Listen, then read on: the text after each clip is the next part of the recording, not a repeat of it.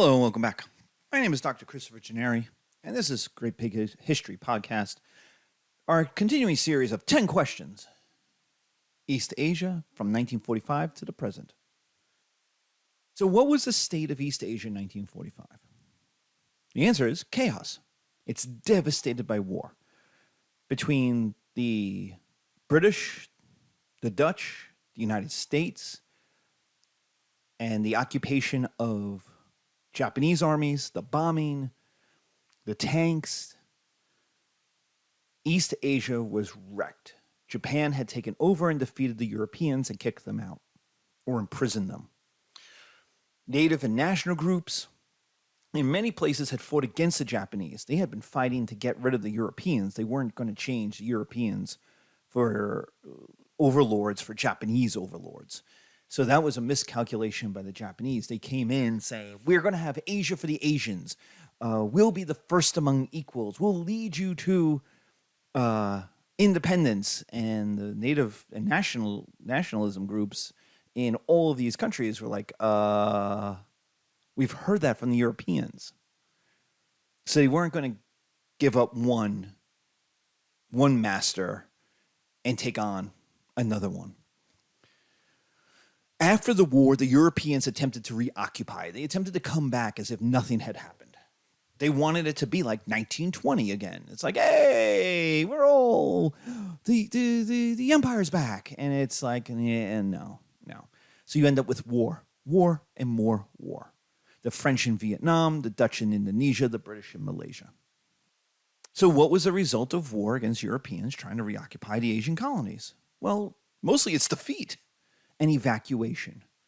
The French in 1954 have suffered a decisive military defeat at Dien Bien Phu, and that's in Billy Joel's We Didn't Start the Fire, Dien Bien Phu Falls, Rock Around the Clock. That's 1954.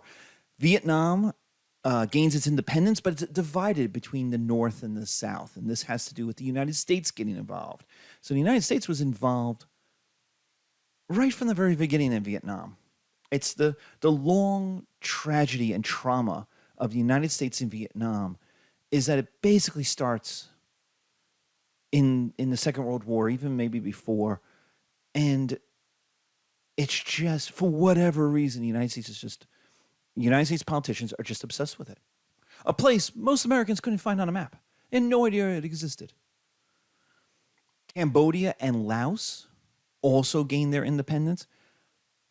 But these are poor places, and how independent are they? They had been smushed together by the French. The British defeated the communist Malaysian insurgency using a combination of hearts and minds, like, we're going to appeal to Malaysians, we're going to appeal to the city folk. You don't want to be communist. But they also used war crimes.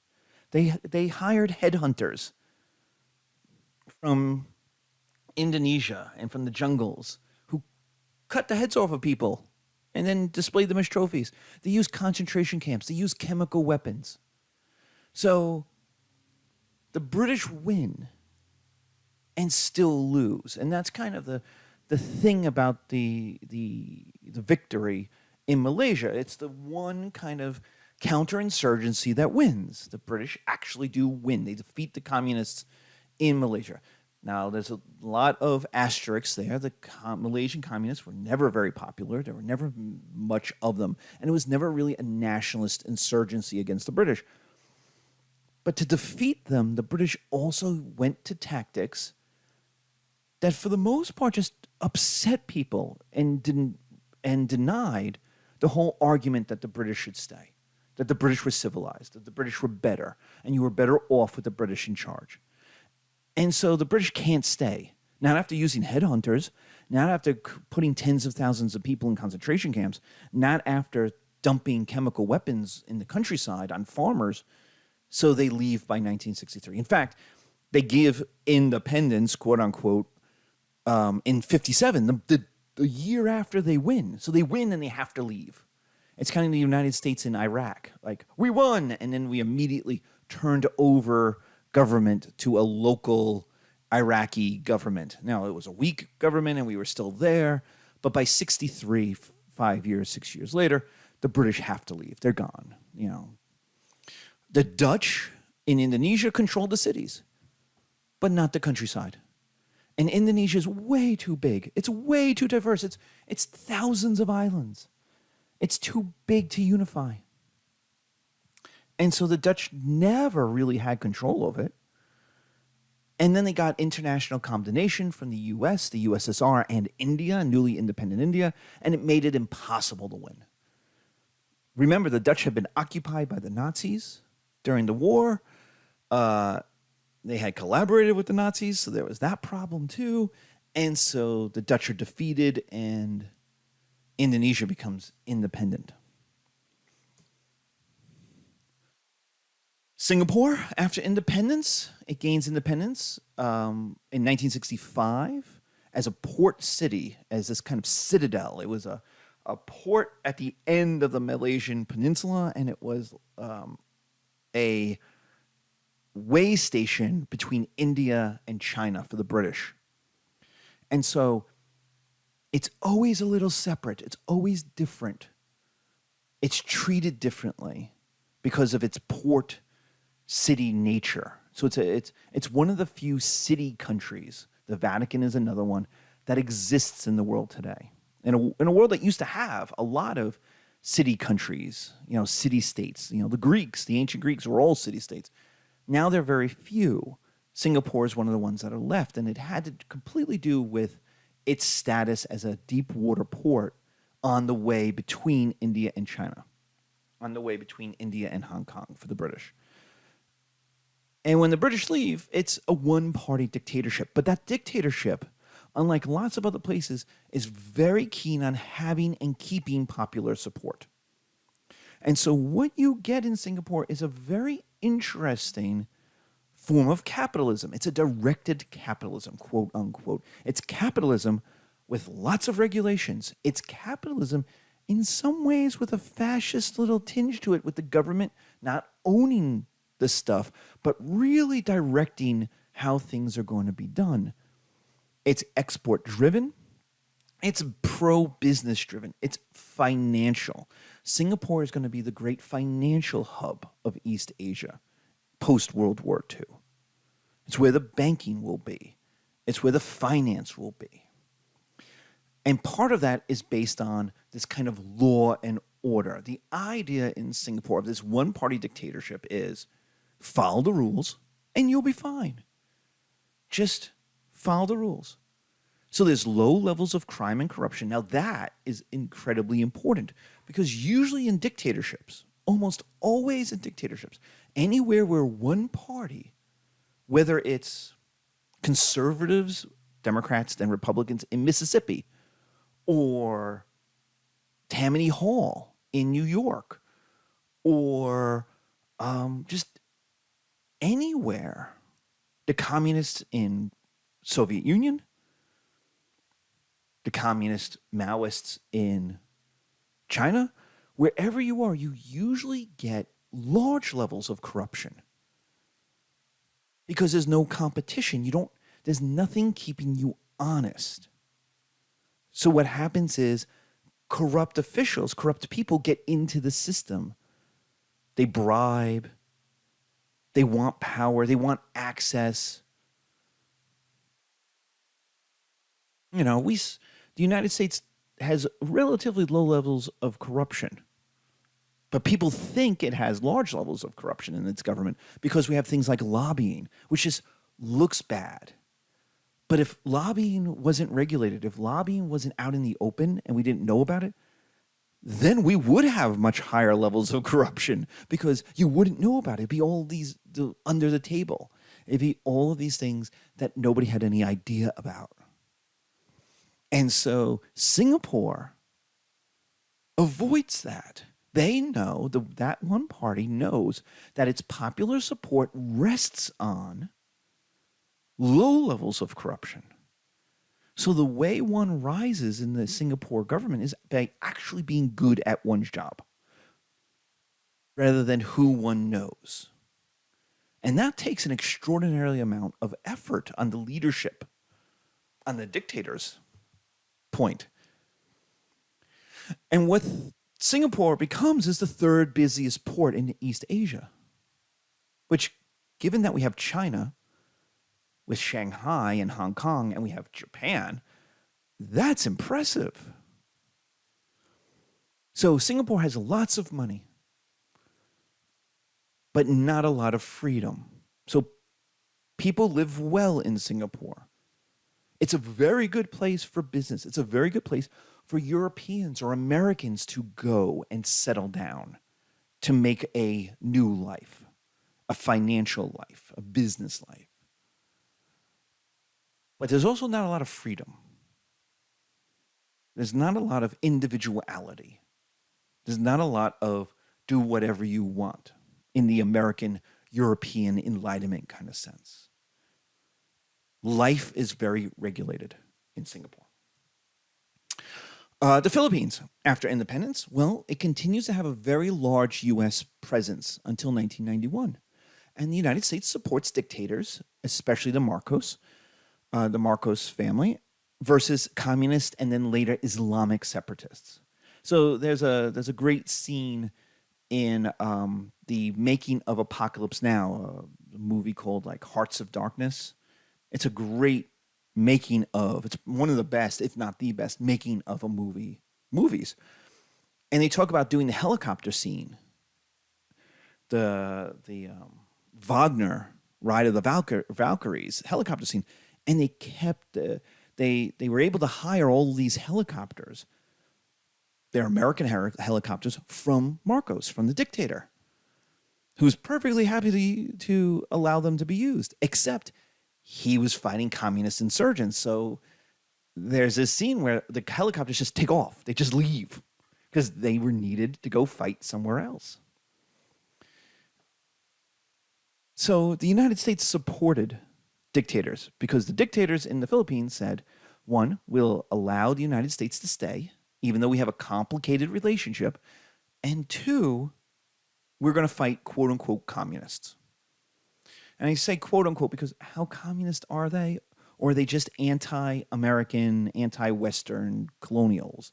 Like, this is the Cold War. You're either pro-American or you're pro-Soviet Union. You're how communist and how capitalist you are. You had one side or the other to pick from. So now this belies a complicated cultural relationship with the United States. English becomes a major language. The United States has been in and or owned the Philippines since 1898, 1902, depending on when you want to use a definition. The Filipinos had access to U.S. immigration, so that was good. They're not Puerto Ricans, they're not Americans.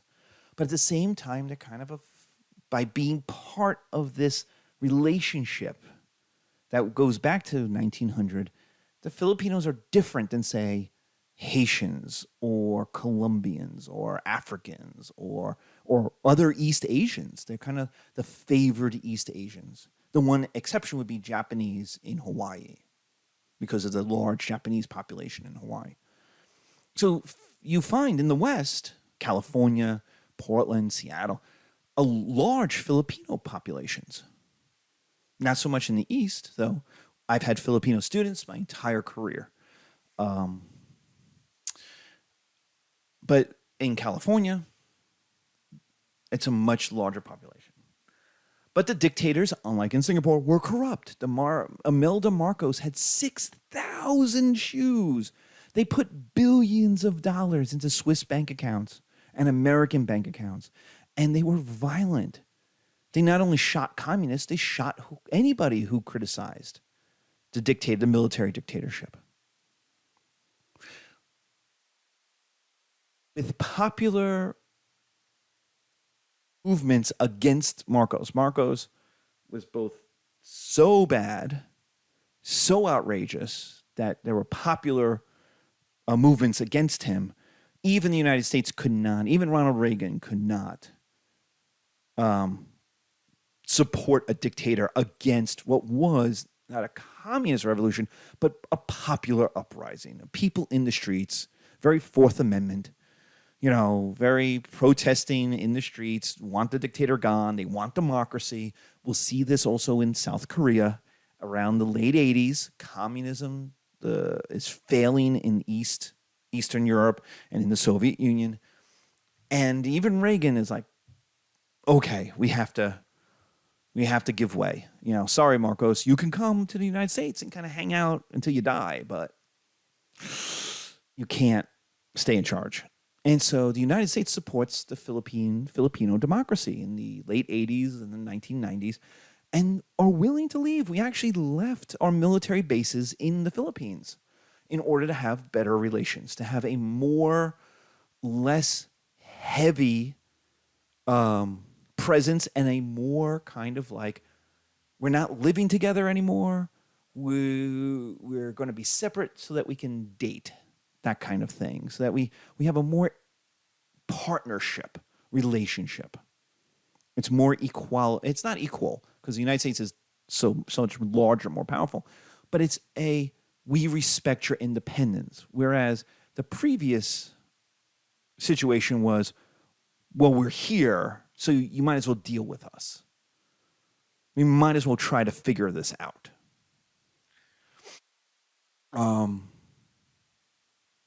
But the Philippines gains a strong democracy, but it's a very unequal economy and education and futures. Those who have access to the United States, who have access to U.S. Immigration or U.S. education, who have access to capitalism and banking, have a completely different future.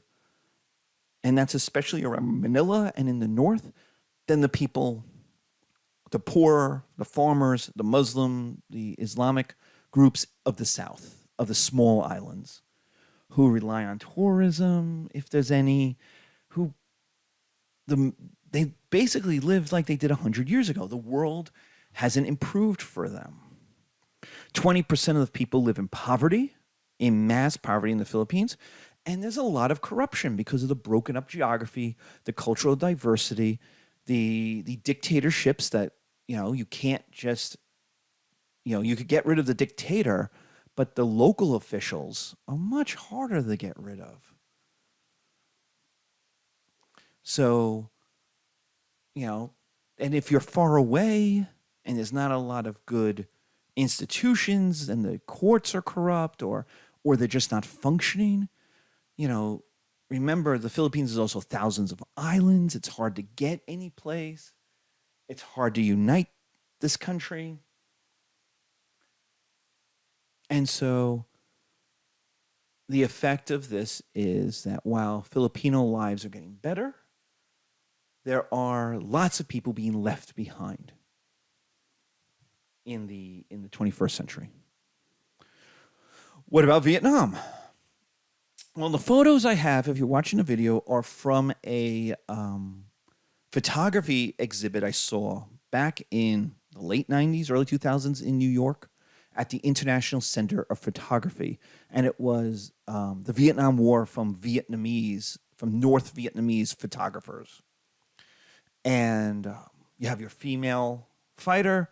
You have a very excellent use of shadow of the North Vietnamese going up a waterfall. And that's kind of like how Dien Bien Phu happened. Dien Bien Phu against the French in 1954 was this fort that the French made. It was surrounded by mountains. But the idea was that those mountains protected this giant fort. And the Vietnamese, if they wanted to attack it, would have to come right up the valley, and French bombers and French artillery would just destroy them. Well, what they did was they went over the mountains, turned up on the sides and behind.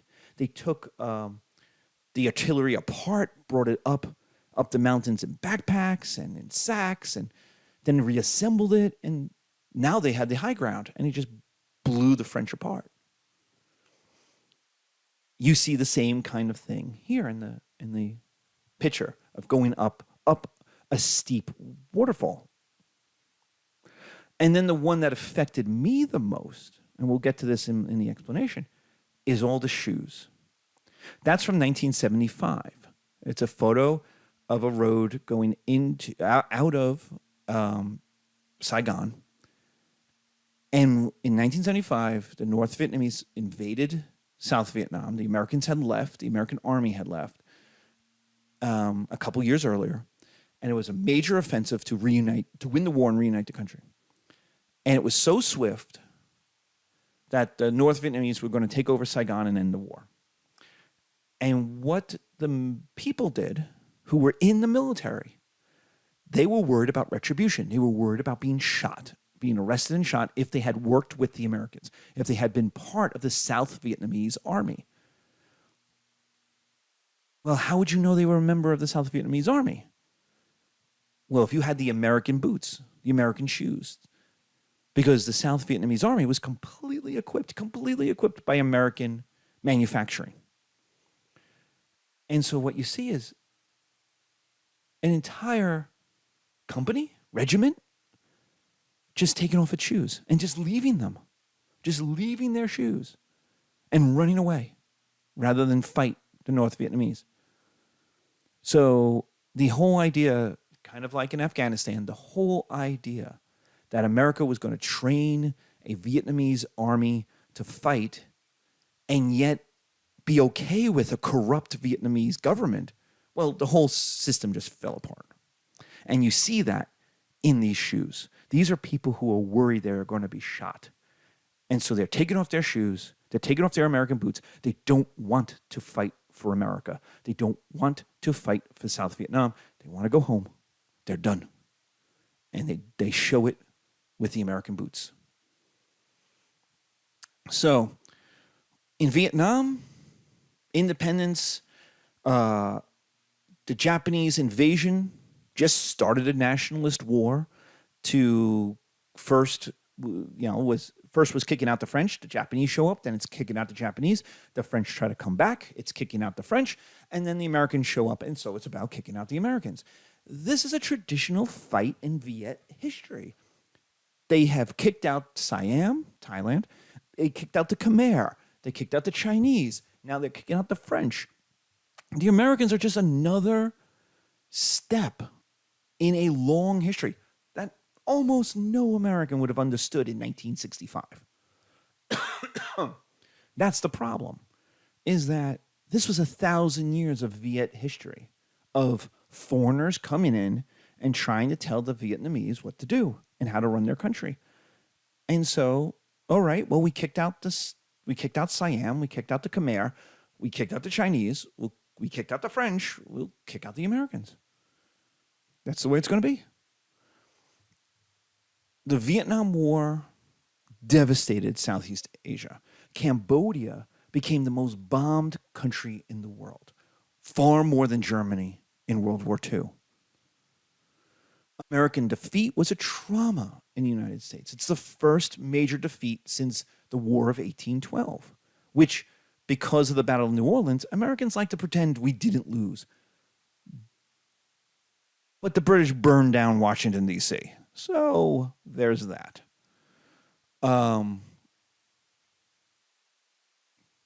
There was retribution and violence against Vietnamese allies. Vietnamese who had worked with the Americans were put in concentration camps, were shot, were fined, were tortured, were all kinds of stuff. And so what you got were people, what was called the boat people fleeing Vietnam who had worked with the Americans, who had relationships with the Americans, women who had children with the Americans, fled. In Cherry Hill, there was a man working at a nail salon who told me and my wife, Professor Elizabeth Gennari, his story about how he was in a Thai concentration camp. He fled Vietnam, ended up in a Thai concentration camp, ended up having to flee Thailand, go around Cambodia where there was a genocide going on, get on a boat, be attacked by pirates, only to end up at some point in the Philippines, where he could then turn himself over to the Americans, who said, okay, you are a refugee because North Vietnam is a communist country who's going to oppress you. And so he was allowed to immigrate. His like wife and child had a whole nother. They had to go a different route to get to the United States. And it involved more pirates, bandits, what in Mexico called coyotes, coyotes, people's, human traffickers and smugglers. And you can imagine what that would be for a, young mother in her 20s. And so there is mass murder afterwards. There's the conquest of Laos. And then in 1979, the invasion of Cambodia, as well as the victory against a Chinese invasion in 1979, which we're going to talk about China later, tells you just how ruined China was by the late 70s, by Mao's death, how Mao had run China into the ground.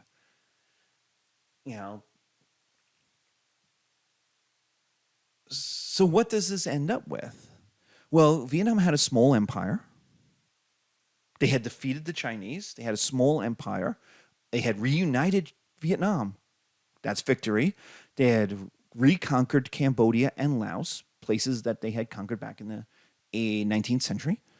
But they were a poor Soviet client state. They were against China, so the Russians were happy. The Soviet Union was happy because the Soviet Union, after Stalin, had a bad breakup with Mao. Khrushchev and Mao did not get along at all, and nor did Brezhnev. I mean, Brezhnev hated Mao so much that Mao turned to Nixon. Nixon, of all people, who came to fame as an anti-communist. So Vietnam ended up as a poor client state. Once the Cold War ends, it became cheap labor for USA factories. So shoes and clothes got made there. And now with the rise of China, it's an ally to the United States.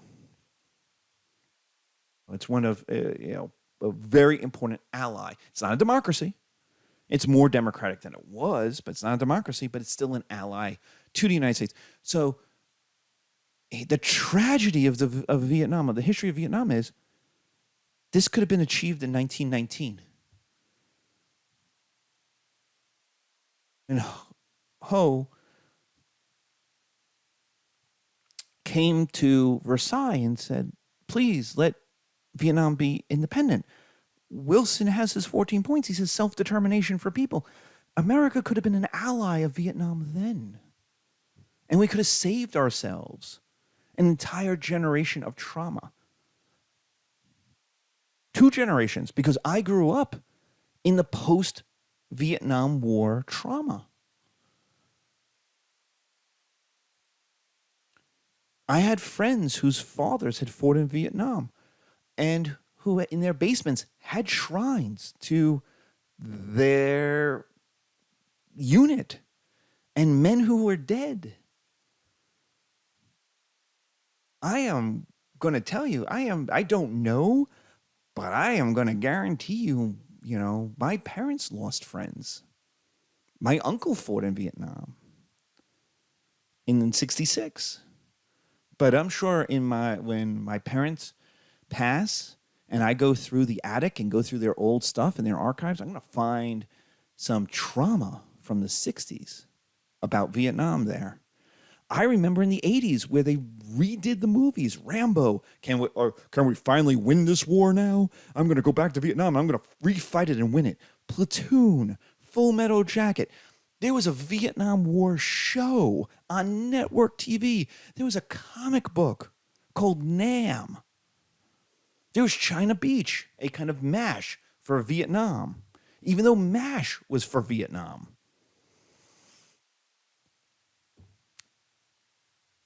The boomers have yet to deal with the trauma of the Vietnam War. And East Asia is still affected by it. Only for all of us to end up where we could have started at the very beginning. And that is the worst part of the trauma. The tragedy is we could have all been friends against China and the Soviet Union, if we had just been okay with ending colonization back in 1919 or 1954 or 1964.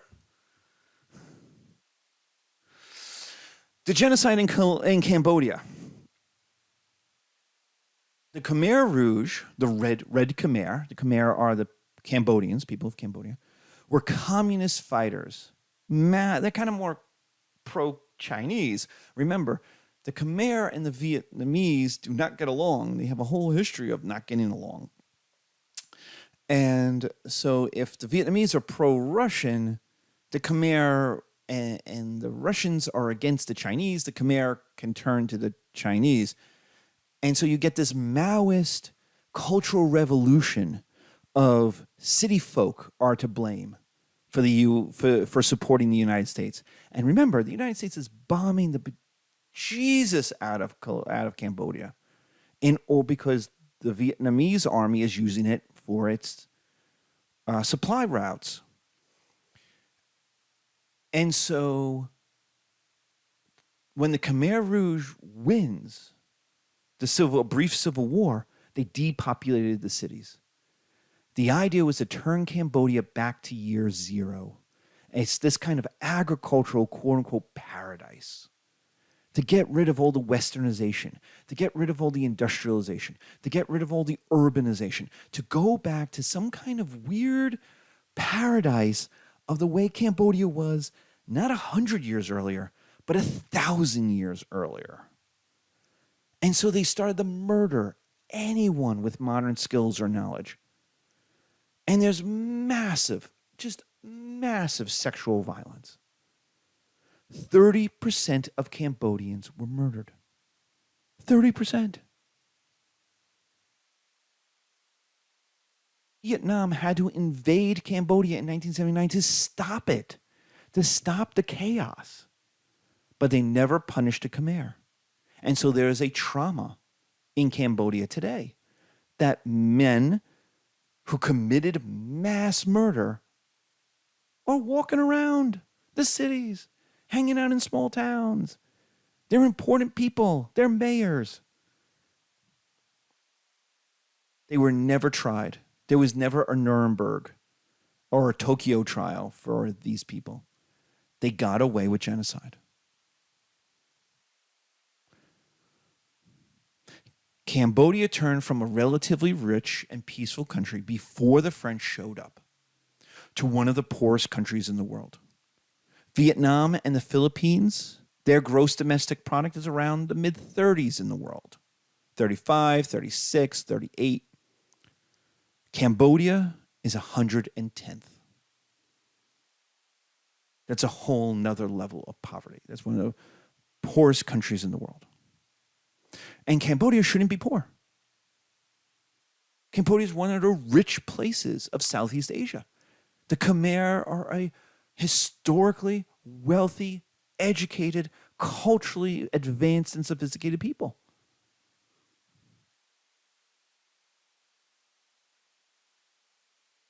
They had a great empire 1,000 years ago. Now, Cambodia is an asterisk. That's what the Khmer Rouge did. That's what the genocide did. It completely traumatized an entire country for generations. It did turn the clock back, but not 1,000 years, not to the glory of paradise of the Khmer Empire. No. Maybe they turned it back 10,000 years. I don't know. But Cambodia is poor today. What about South Korea? So South Korea is the great success. Devastated by World War II and the Korean War and the Japanese occupation before that, South Korea was traditionally the poorer part of Korea. It was attacked by Japanese pirates. It was farther away from China and the major trade routes. It had a military dictatorship from the 1950s and 1980s. Again, the United States occupied or had a very large military presence in South Korea, and they wanted stability. And so democracy is too chaotic, and so military dictatorships. But in the late 80s, with the ending of like in the Philippines, the ending of the Cold War, but also the coming of the Seoul Olympics in 1988, but also popular demands for more democracy, the military dictatorship gives way. The United States says, no, we want more democracy. And so you get democracy plus an export driven economy, basically using the Japanese model.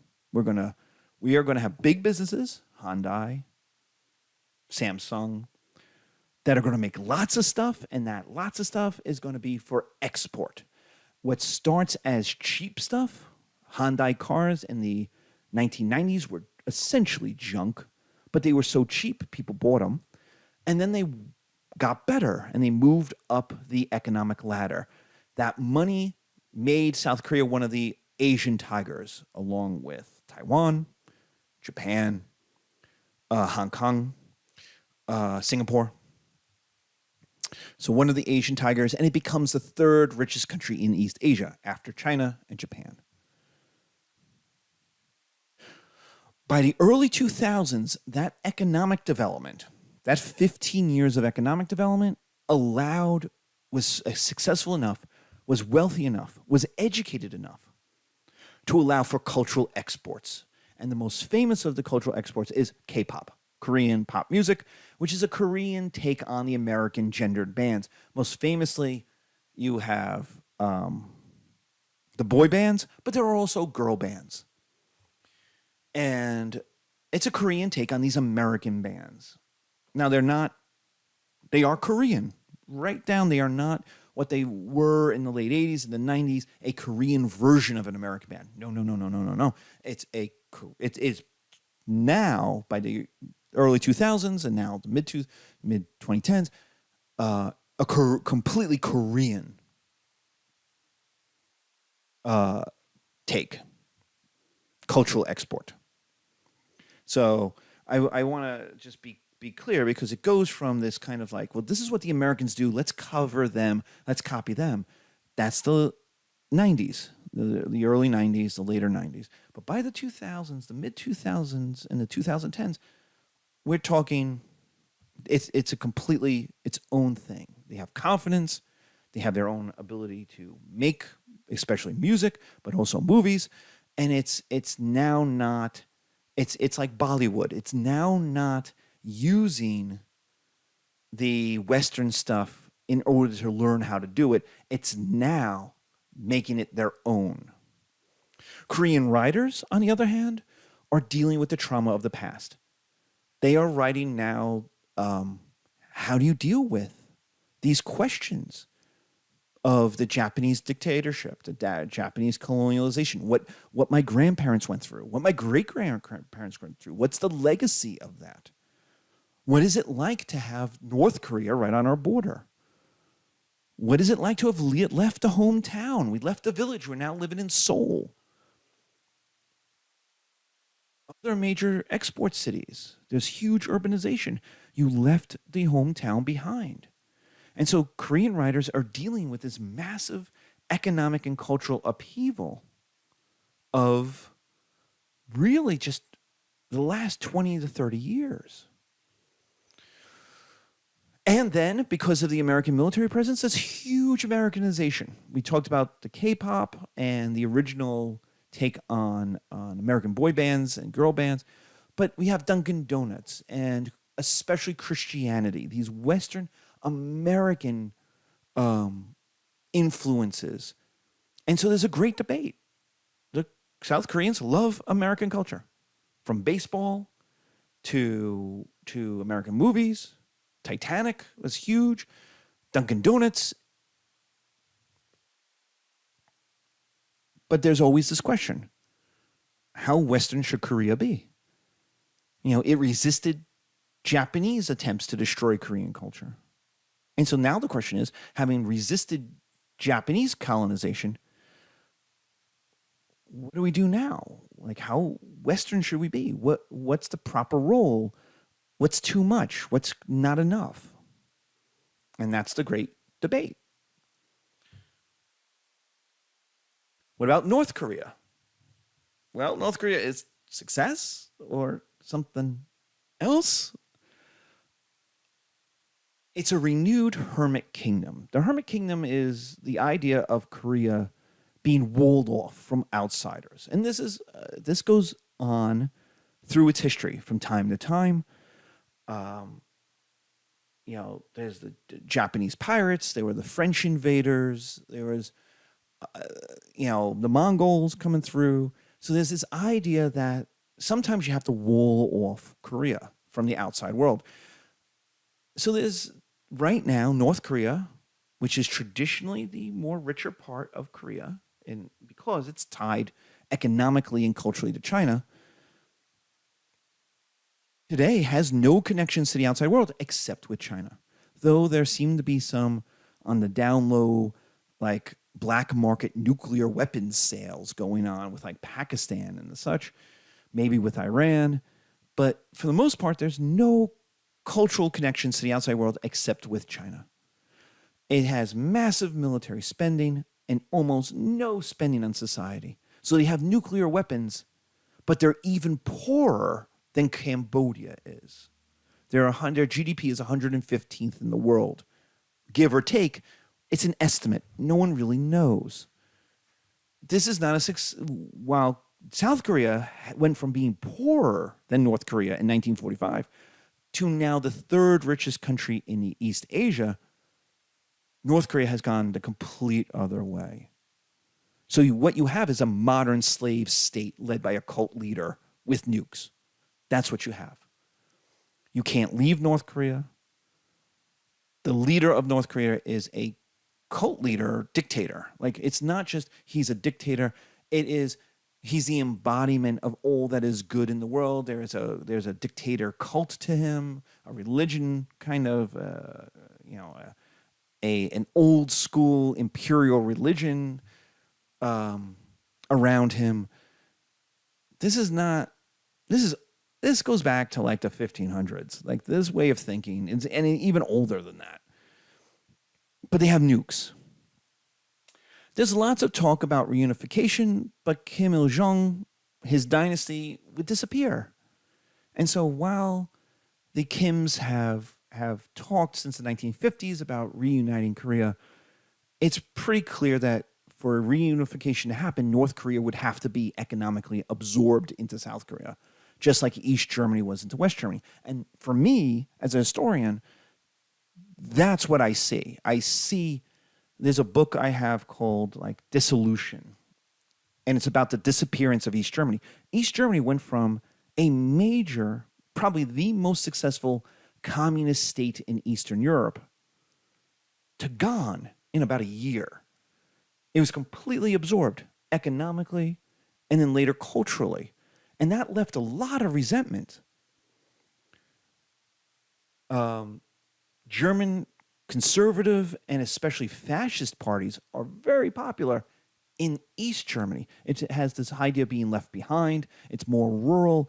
It's not as educated. Its women have moved to the universities in the West and then on to France and the Netherlands. So there's this idea that East Germany went from success to disappeared. And I got to think, if of all the examples Kim Il-jung looks at in the world of what could happen, that's the one that scares him. That if there was ever unification, he'd disappear.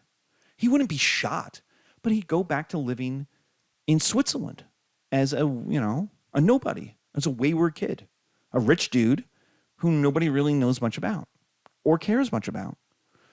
The dynasty would disappear. North Korea would disappear. The entire state would just be absorbed. That it wouldn't be a unification of partners. It would be South Korea growing. So there's no real solution to the problem of North Korea. North Korea cannot enter the world without disappearing. It either gets absorbed by China or it gets absorbed by South Korea. And so everybody is waiting for it to fail. That sooner or later, either Kim Il-jung will die and there will be a succession crisis, or the state itself will collapse under its own corruption, or something just bad will happen. You know my class. Everything's going great, and then something bad happens. And so everybody's kind of just waiting for North Korea to fail. And the hope is that when it fails, it won't blow up East Asia. That it won't, die by nuclear suicide and take everybody else with it. So, what are the themes of East Asia since the 1950s? Well, we have war and dictatorships equal trauma and poverty, with the one exception of Singapore, where there is no war after the Second World War, and the dictatorship is a dictatorship with popular support. But otherwise, everywhere else is trauma and poverty. Philippines, Vietnam, North Korea. If you have access to the USA and world markets, and you create an export-driven economy, you make money, and that money equals development. And that development is good. It's higher education, higher healthcare, female empowerment, South Korea, Japan, Hong Kong, Singapore. East Asian products went from cheap junk to sophisticated replacements of American goods. We see this with Hyundai and Samsung. We see this with Japanese stuff. If you take a look at the original Toyota and Honda stuff, it's junk in the 50s and the early 60s. But it was cheap. And so middle class or young people, this was how Honda became a big motorcycle company. They sold cheap, underpowered, not very good motorcycles to young people who couldn't afford much.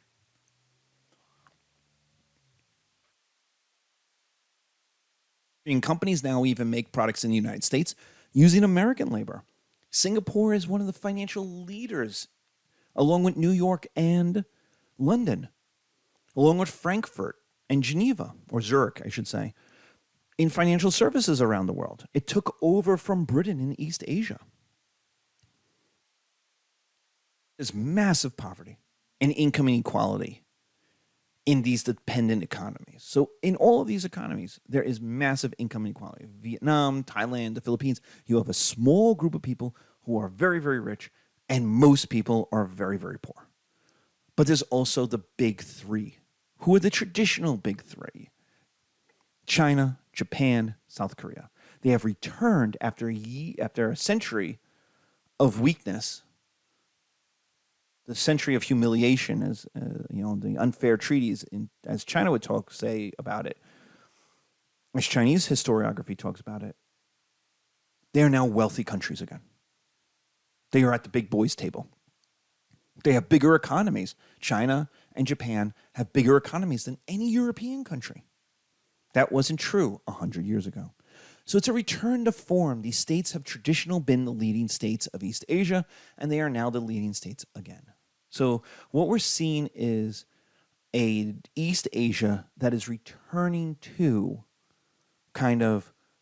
it's leaving the disruption of European colonization, European imperialism, and it's returning to kind of a more historical norm of China being the largest economic power, Japan being an opponent to that, but another kind of sophisticated industrial power, Korea being part of that as well, and then this outskirts of Vietnam, Thailand, the Philippines, Indonesia, that have rich parts, but also have hugely poor farmers who live on a few dollars a day, have no electricity, things like that.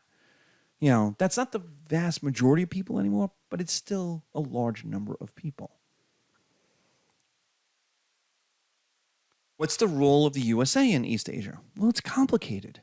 It was the key to development. Access to U.S. markets allowed for export income and allowed for modernization. That's Japan, that's South Korea, that's also China. to be fair, when China joins the WTO, their number one trading partner is the United States. My iPhone is made in Taiwan and in China. You get Americanization in the Philippines, in Japan, and South Korea. So America is culturally very important. American movies are huge in East Asia. American baseball. But the United States also, from 1950 to 1990, supported dictators in Thailand, Indonesia, Vietnam, the Philippines. And that led to impoverishment, corruption, and an anti-Americanization, anti-Americanism, that Americans aren't so good. Remember, we bombed the hell out of Southeast Asia. That's not going to leave a good taste in anyone's mouth. But the rise of China and President Xi's imperial desires mean most of these countries go back to the United States. They know the United States, at least the United States doesn't want to own anybody. It may want to tell people what to do, but it doesn't want to own them. And the benefit of the United States is it says, we'll at least buy your stuff. So in a way, it's a new Athens. America in the 2010s is like a new Athens. It has an empire. It tells people what to do, but at the same time, it gives them the economic benefit of being part of that empire. It says, hey, you can sell your crap here. We'll buy it. We'll make our stuff. We'll have factories in your country. We'll improve your people's lives. So you have Nike factories in Indonesia. Now they're paying people. They used to be paying people $1 a day or $1 an hour. Some of those have moved to China, and they're now moving back. Maybe they'll move back to the United States one day. But these countries now see the United States as a valuable ally to counterbalance China, or at least to use to get more from the USA. So if they want something from the United States, more loans, more help, more factories, more stuff, better trade terms, better immigration terms, they can use the threat of China and go, hey, well, if you're not going to give it to us Americans, we'll go to China to get American politics to be like, okay, well, let's negotiate, let's talk.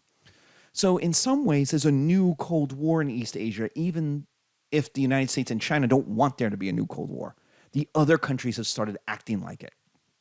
In an East Asian perspective, it's now not the United States versus the Soviet Union. It's now the United States versus China. And the different countries are allying themselves already. Japan, South Korea with the United States, Vietnam with the United States, the Philippines with the United States. Though under Duterte, the latest kind of populist conservative leader, he flirted a lot with China. He kind of went, hey, well, maybe China's not so bad. He basically was playing the Cold War game. If I can't get what I want from the Americans, I'll go to the Chinese, and then I'll go back to the Americans to say, look what the Chinese are giving me. So if the United States doesn't think it's in a Cold War with China, and the Chinese don't yet think they're in a Cold War with the United States, the rest of East Asia has started acting like it. And so that's the great question of what happens in the next 25, 30, 50 years. As the current generation of leaders, President Xi, Joe Biden, and Donald Trump, as these people pass away and a younger generation begins to take over, as the boomers die out and a younger generation, the millennials, the Xers and the millennials begin to take over, those are people with a different relationship to the world than the boomers did. So that's East Asia. Thank you very much. I hope you enjoyed. We talked a lot about countries you probably don't think much about. It's kind of like Africa, but it's better. Things are good, and they're getting better in most of East Asia. In some places, they're first world. They're fantastic. But there's also complications. There's cultural complications. There's political complications. And there's historical traumas that are still being worked out in all of these places. They're all trying to figure out, what do we do now that we're not owned by Europeans, that we're not being dictated to by the Cold War? what does it mean to be independent in the 21st century? So have a good day, be safe, and thank you.